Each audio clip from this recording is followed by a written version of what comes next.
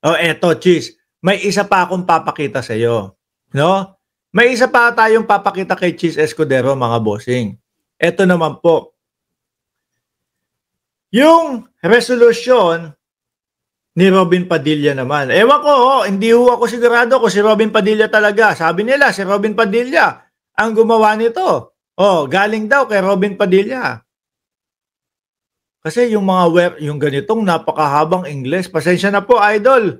No? Idol ko sa pelikula, pero pagdating po sa Senado, hindi, sir, sorry. No?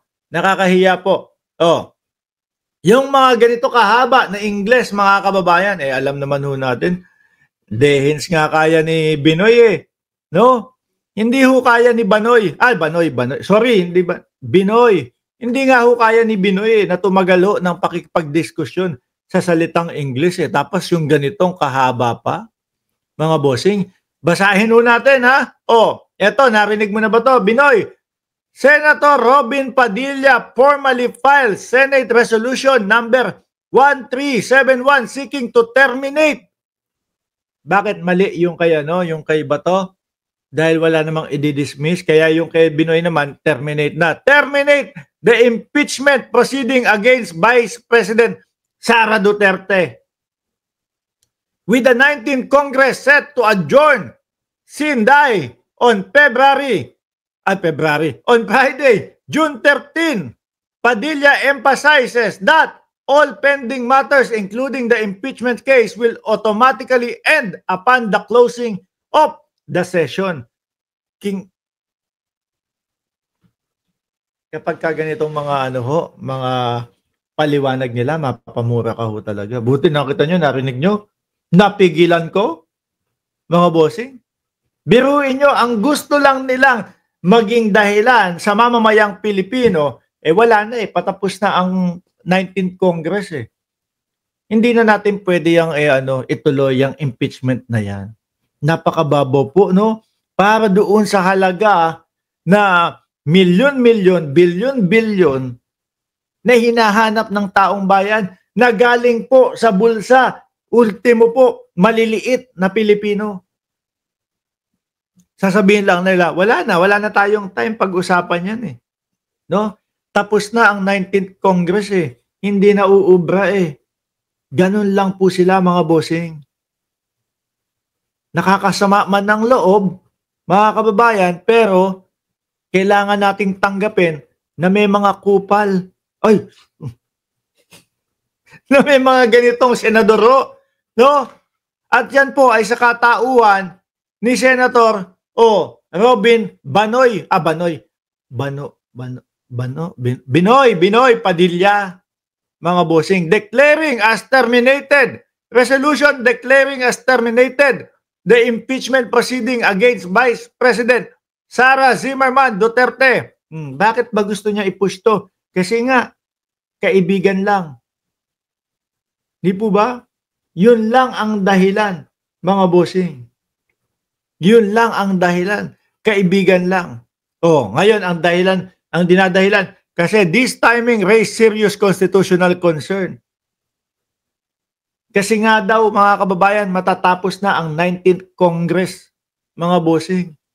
Tsaka ito pa bukod dito, mga bossing, no, sa resolusyon na sinasabi niya mga kababayan, bukod pa dyan,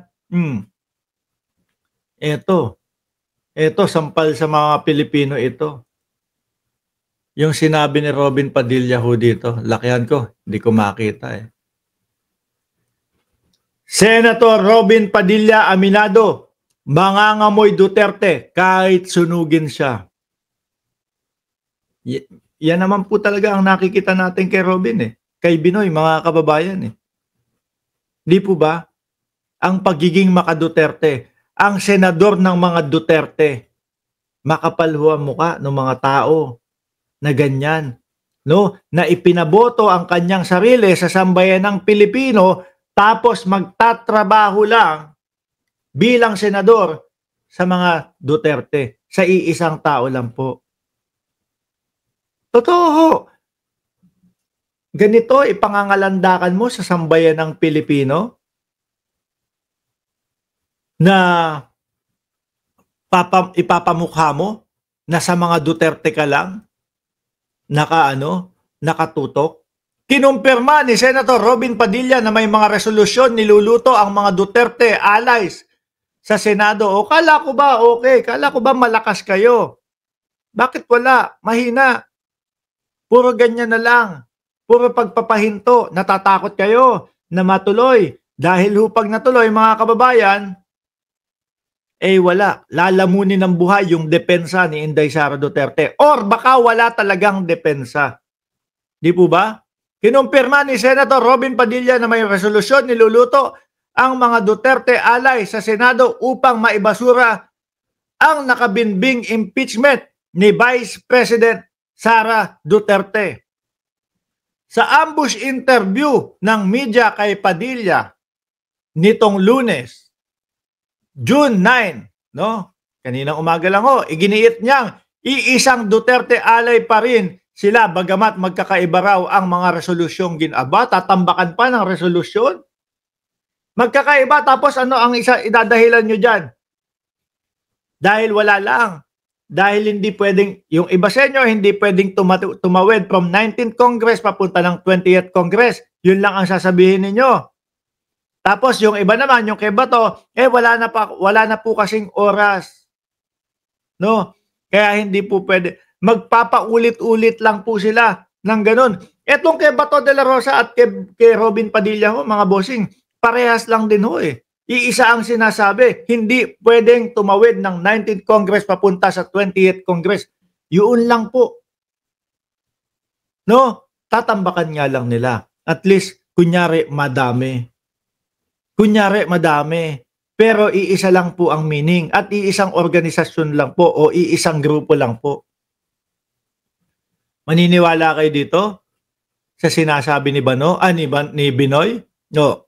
Hindi kami nag-uusap-usap.